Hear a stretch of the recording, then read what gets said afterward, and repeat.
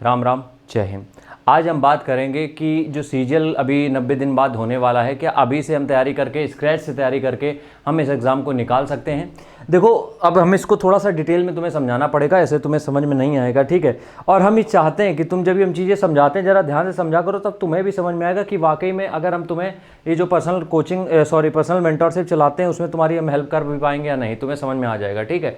आगे बढ़ने से पहले हम थोड़ी सी चीज़ समझा देते हैं। ये देखो, हमने एक फोकस बूस्टर लॉन्च किया था स्टडी के लिए, ठीक है। इंस्टाग्राम पे बहुत बढ़िया बिक रहा है, मतलब लोग खरीद रहे हैं, तारीफ कर रहे हैं। इंस्टाग्राम पे इसी चैनल के नाम से ही हमने पेज बना रखा है, 12,500 13,000 लोग जुड़ चुके हैं।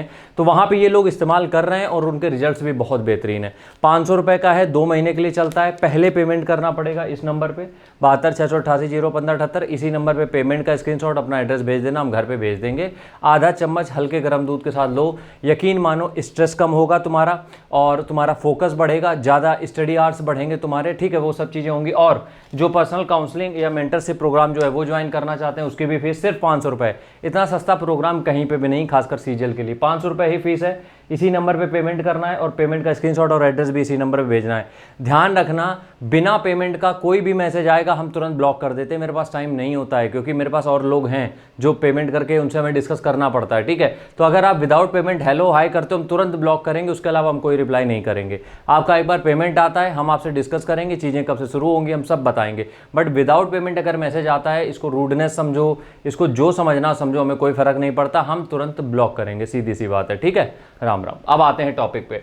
आखिरी के 90 दिन जो बचे हैं हमारे 2024 में, इसमें हम क्या स्क्रैच से निकाल सकते हैं। देखो, अगर हम ये कहें कि लोगों ने एग्जाम निकाला है कि नहीं, जी हाँ, बिल्कुल निकाला है। लोगों ने 90 दिन में भी एग्जाम निकाला है और हमने देखा है, प्रैक्टिकली हम बता रहे हैं कि 90 दिन में उन्होंने एग्जाम निकाला है। बट एक चीज़ ये समझनी पड़ेगी कि हम लोग हर समय मोटिवेशन ढूंढते हैं कि मोटिवेशन कोई हमें दे दे कि तुम कर लोगे तो हो जाएगा, ठीक है। अगर तुम इस सवाल का जवाब ढूंढ रहे हो तो तुमसे नहीं हो पाएगा। पहली चीज़ ये समझ लो। हम बताते हैं 90 दिन में होता क्या है। 90 दिन का मतलब ये होता है कि तुम्हारे पास कम से कम मिनिमम 900 घंटे हैं पढ़ाई के लिए भी। 900 घंटे, थोड़े बहुत अगर और ज़्यादा कर दोगे तो 1000 घंटे हैं तुम्हारे पास। कितने? 1000 घंटे हैं, ठीक है। 90 दिन के अप्रोच हम तुम्हें बता रहे हैं। यहाँ पे हम बिल्कुल लीगल मेथड से अगर चलेंगे, लीगल मेथड क्या होता है कि पहले पूरा सिलेबस ख़त्म करेंगे पहले, फिर उसके बाद चीज़ें करेंगे, तब जाके करेंगे, तब तो नहीं हो सकता है कुछ। 1000 घंटे हैं हमारे पास, ठीक है। अब इन 1000 घंटों को हमें डिवाइड करना पड़ेगा। हम डिवाइड करके नहीं बताएंगे, ये तुम्हें समझना है तुम्हारी कन्वीनियंस के हिसाब से। इसको डिवाइड करेंगे हम इस तरीके से कि हमें 1000 घंटे में हमें सिलेबस के लिए कितने घंटे देने हैं। मान लेते हैं हमें देने हैं 400 घंटे पूरे सिलेबस को ख़त्म करने के लिए। तो अब हमारे पास ये फिक्स होना चाहिए कि 400 घंटे में हमें 150 घंटे में मैथ निपटानी है, ठीक है। वो कैसे निपटानी वो तुम्हारे ऊपर है। ये हम एक एग्जाम्पल दे रहे हैं, इसको नोट मत कर लेना, ये नहीं करना। और एक चीज़ और बता दें, 2024 के लिए कोई प्रोग्राम नहीं है। 2024 के लिए पेमेंट करना भी मत, ठीक है, क्योंकि 30 दिन में 3 महीने में हम कुछ नहीं कर पाएंगे। तो 400 घंटे मान लो तुमने निकाल लिए सिलेबस के लिए, तो तुम 150 घंटे 150 घंटे 200 घंटे इस तरीके से बांटोगे। मेरे कहने का मतलब यहां पे ये है कि अब यहां पे तुम हिल नहीं सकते हो इधर उधर। अगर तुम्हें वाकई में 2024 के सीजीएल में एंट्री मारनी है, एग्जाम भी क्रैक करना है, तो तुम अब यहां पे डबल डायरेक्शन में नहीं जा सकते हो।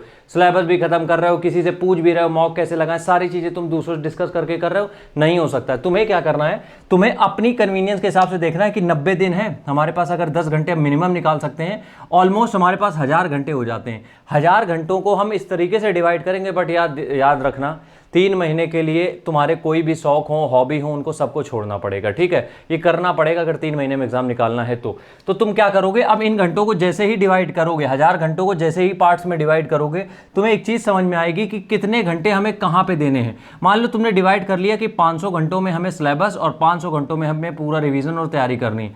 देखने में तुम्हें लग रहे होंगे 500 घंटे हैं, बट इनको जब तुम डिवाइड करोगे, अब तुमने मान लिया कि मान लो 200 घंटे में हम मैथ को देंगे, ठीक है। और मैथ के तुमने कोई पेड कोर्स ले रखा है, उसकी क्लासेस हैं 350 और पर क्लास की टाइमिंग है 50 मिनट। तो अब तुम्हें देखना पड़ेगा कि लगभग ये 320 घंटे जा रही है क्लास। तो अब तुम्हें इस 320 घंटे को 200 घंटे में कैसे कन्वर्ट करना है, फास्ट फॉरवर्ड करके देखना है, कैसे क्या करना है, वो तुम्हें समझना है।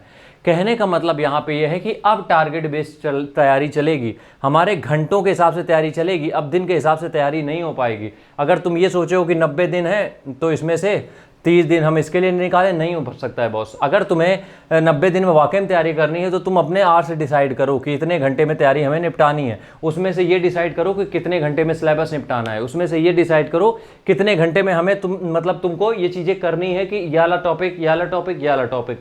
इस तरीके से तैयारी करोगे तब तो हो सकता है, वरना 90 दिन में ऐसा हलवा भी नहीं है। राम राम।